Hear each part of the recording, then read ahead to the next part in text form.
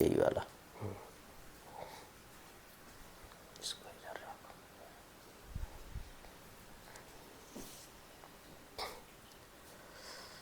Welcome to समक्ष academy.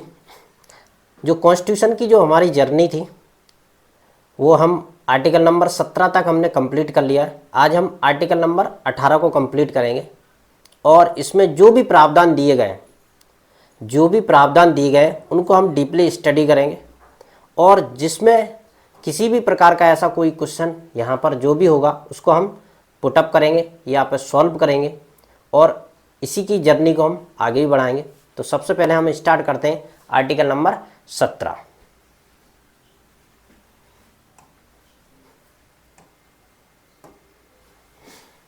Article number 18।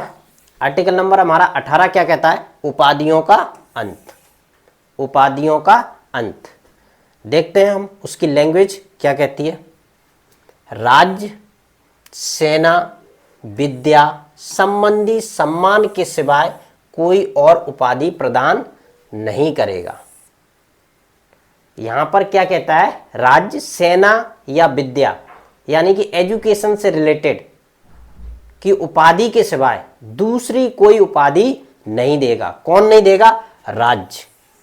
ये यहां पर हमें समझना है। और राज्य जो हम यहां पर है उसको हम आर्टिकल नंबर 12 में समझ चुके हैं कि स्टेट किसे कहते हैं। स्टेट किसे कहते हैं हम आर्टिकल नंबर 12 में इसे हम पूरी तरह समझ चुके हैं। इसको आप जो हमारा पुराना आर्टिकल नंबर 12 का जो वीडियो डला है उसमें आप जाके उसे समझ सकते हैं कि स्टेट का क्या मीन्स होता है। तो क्या कह रहा है? राज्य, सेना या विद्या संबंधी कोई भी उपाधि प्रदान करेगा, उसके सिवा कोई भी उपाधि नहीं देगा। जैसे कि फॉर एग्जांपल 1947 से पहले की बात है। जैसे कुछ उपाधियां थी, महाराजाओं के राजा, ठीक है।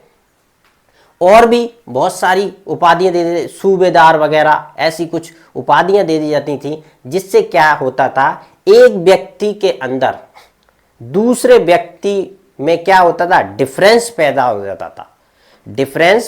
जाता था या भेदभाव पैदा हो जाता था, जिससे क्या है एक व्यक्ति का मनोबल उठता था, दूसरे व्यक्ति का मनोबल डाउन होता था। इस वजह से उपाधियों का क्या कर दिया गया है? अंत कर दिया गया है। क्योंकि सभी व्यक्ति समान है, नेचुरल यानी प्रकृति के अनुसार सभी व्यक्तियों को समान चीजें दी गई है। तो इसमें किस तरह का आप भेदभाव कर रहे हैं? इस वजह से हमारे संविधान में यह प्रावधान किया गया है उपाधियों का अंत कर दिया जाए। ओनली कौन सी दो उपाधियां रखी गई हैं? सेना और एजुकेशन। जैसे मान लीजिए कोई व्यक्ति पीएचडी कर लेता है तो उसे डॉक्टरेट की उपाधि दे दी जाती है, ठीक है। अब सेना में कोई सूबेदार बनता है या फिर कोई कुछ ऐसा कुछ वर्क कर लेता है जो कि वीर गति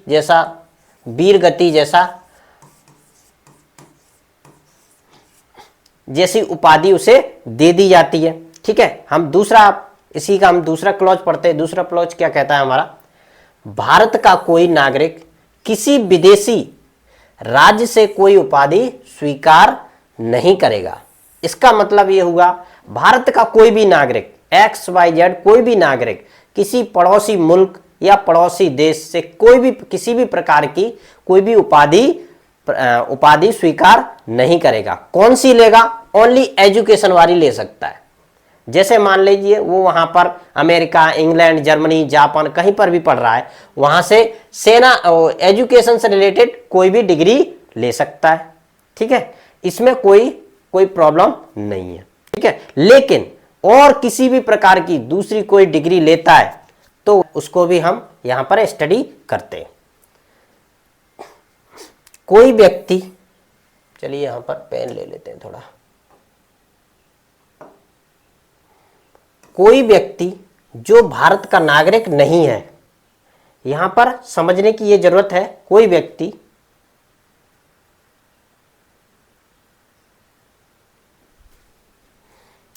जो भारत का नागरिक नहीं है, राज्य के अधीन लाभ या विश्वास के किसी पद का धारण करते हुए किसी विदेशी राज्य से कोई उपाधि राष्ट्रपति की सहमति के बिना स्वीकार नहीं करेगा। राष्ट्रपति की सहमति के बिना स्वीकार नहीं करेगा। क्या मीन्स होता है?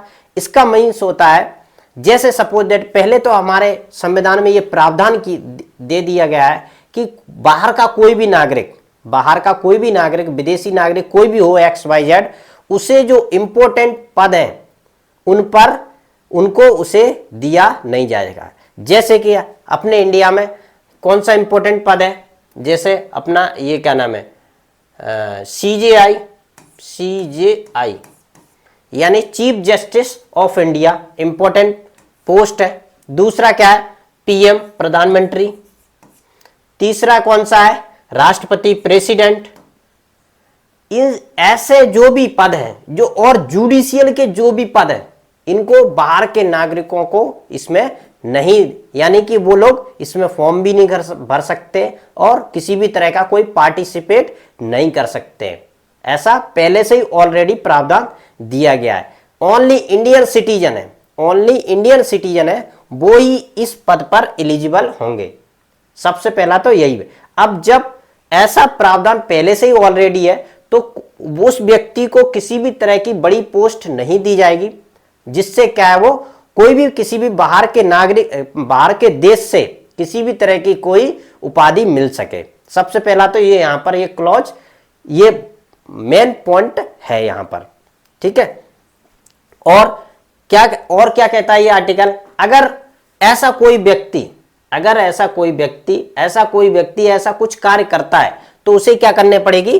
राष्ट्रपति से मंजूरी लेनी पड़ेगी। और राष्ट्रपति आपको ऐसी किसी भी तरह की कोई मंजूरी नहीं देगा, क्योंकि ऐसे पहले से ही ऑलरेडी प्रावधान है कि अगर उपाधि से रिलेटेड कोई किसी भी तरह की कोई उपाधि लेता है जो कि इंडिया के लोगों के बीच डिफरेंस पैदा करता है, तो उसे उनका सभी का समाप्त कर दिया गया है और अंत कर दिया गया है। चलिए हम नेक्स्ट 4 नंबर क्लॉज देख लेते हैं।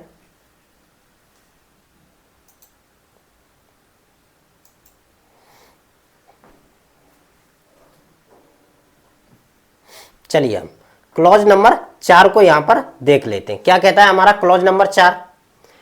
राज्य के अधीन लाभ या विश्वास का पद धारण करने वाला कोई व्यक्ति किसी विदेशी राज्य से या उसके अधीन किसी रूप में कोई भेंट या उपलब्धि या पद राष्ट्रपति की सहमति के बिना स्वीकार नहीं करेगा। यहां पर राज्य के अधीन लाभ का पद कौन सा होता है, यह भी हमें ध्यान रखना है। जो भी ए कैटेगरी में आते हैं, जितने भी पद, वो सभी लाभ की कैटेगरी में आते हैं। अगर वो व्यक्ति किसी भी दूसरे राज्य से किसी भी प्रकार की कोई उपाधि लेता है तो उसे सबसे पहले क्या करना पड़ेगा? राष्ट्रपति से परमिशन लेनी पड़ेगी। किसी भी प्रकार की कोई भी मान लो उपाधि मिलती है, ठीक है। जैसे फॉर एग्जांपल मान लीजिए अभी अपने पीएम है और उनको कोई भी देश मान लीजिए किसी भी ऐसी कोई उपाधि देता है जिससे क्या है, हमारा जो आर्टिकल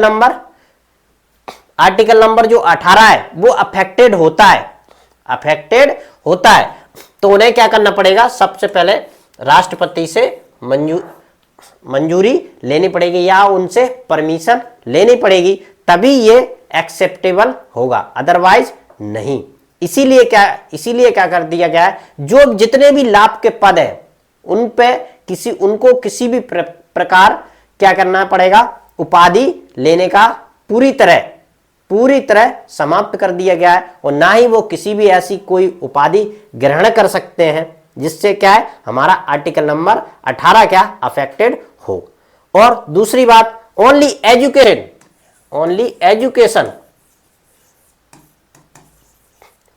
एजुकेशन से रिलेटेड किसी भी प्रकार की कोई भी डिग्री आप ले सकते हैं और उसको एक्सेप्ट कर सकते हैं और अपने नाम के साथ यूज कर सकते हैं। लेकिन अगर जैसे मान लीजिए जैसे मान लीजिए कोई भी व्यक्ति है, जैसे मान लो राम सिंह,